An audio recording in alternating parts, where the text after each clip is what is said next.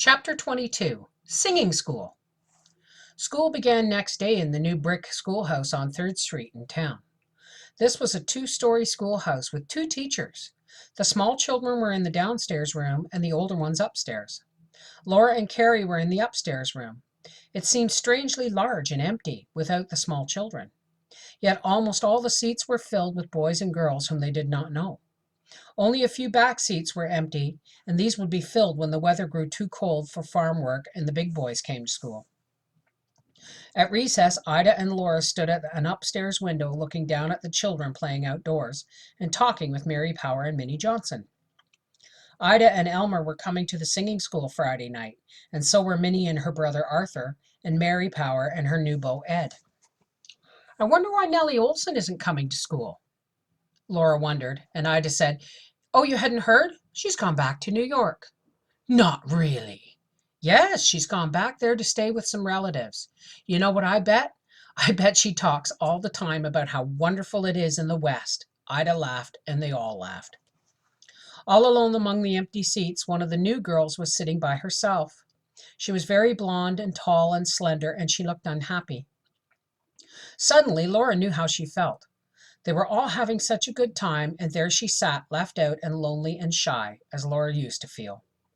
"That new girl looks nice, and she looks lonesome," Laura said in a low voice. "I'm going to go talk to her." The new girl's name was Florence Wilkins. Her father had a claim northwest of town, and she intended to be a schoolteacher. Laura had been sitting with her and talking only a little while when the others came from the window and gathered around them. Florence was not coming to the singing school. She lived too far away. On Friday evening, Laura was ready promptly at 7 in her brown poplin and her brown velvet hat, and promptly at 7 Almanzo came. Barnum stopped, and Laura jumped into the buggy so quickly that Almanzo started him again before he had time to rear. "That's the first time," Almanzo said. "He's getting slower about rearing.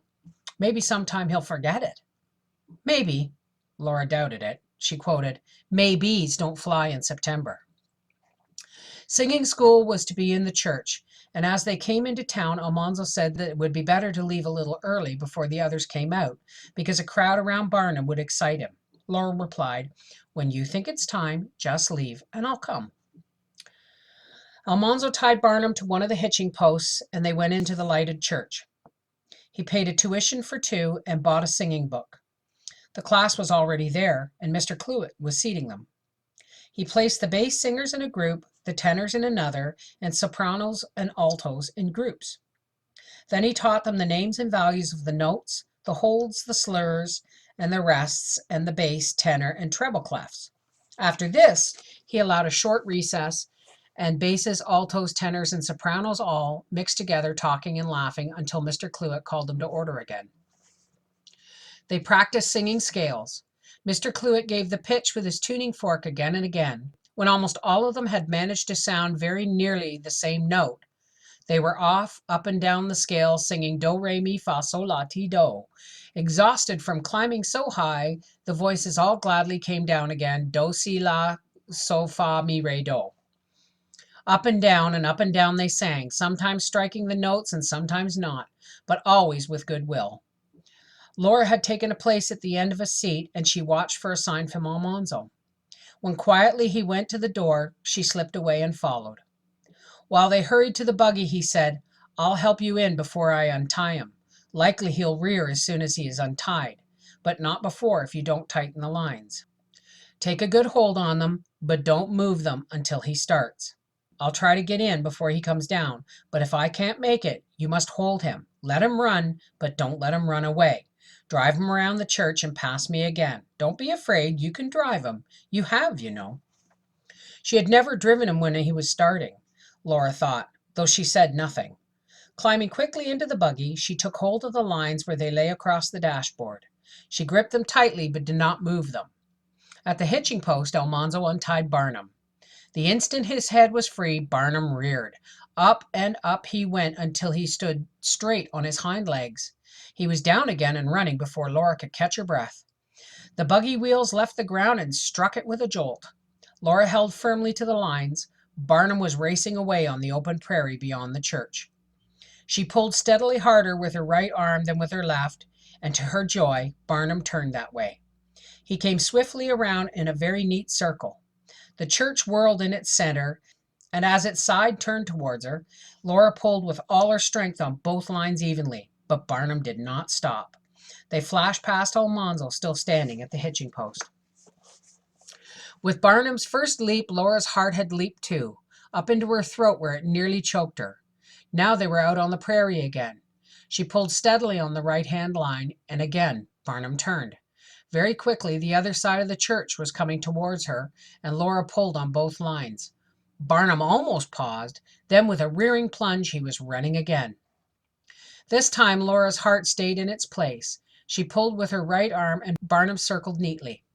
They passed around the church, and Laura rose a little from the seat. With all her weight she pulled, and Barnum stopped. He reared at once and leaped and ran. All right, run, Laura thought. She held him firmly, she guided him around the circle on the prairie, and again she braced her feet and pulled with all her might. This time Almanzo got into the buggy. As he did so, the church door opened, all the singing school pupils came pouring out, and someone shouted, "Need help?" Barnum rose straight up in the air and came down running. Almanzo's hands closed on the lines ahead of Laura's and slid back as she let go. She was glad to let him have the lines. "Just in time," he said. "We never would have got away if that crowd had swarmed around us. Was it too much for you?" Laura was shaking. Her hands were numb, and it was hard to keep her teeth from chattering. So she only said, "Oh, no." For a moment or two, Almanzo spoke to Barnum, who soon began to trot. Then Laura said, "Barnum wasn't bad. He was just tired of standing still so long." "He was plain mad about it," Almanzo said. "Next time we'll leave at recess," he added. "Let's go home the long way. It's a nice night for a drive." He turned Barnum to the road that crossed to the western end of the slough. The wind blew softly in the prairie grass, and above the dark land hung myriads of large stars quivering with light. On and on Barnum trotted, gently now as if he too were enjoying the quietness of the night and the brilliant stars. Almanzo spoke quietly. "I don't know when I ever saw the stars so bright." Then Laura began to sing softly, in the starlight, let us wander gay and free, for there's nothing in the daylight half so dear to you and me. Like the fairies in the shadow of the woods we'll steal along, and our sweetest lays we'll warble, for the night was made for song.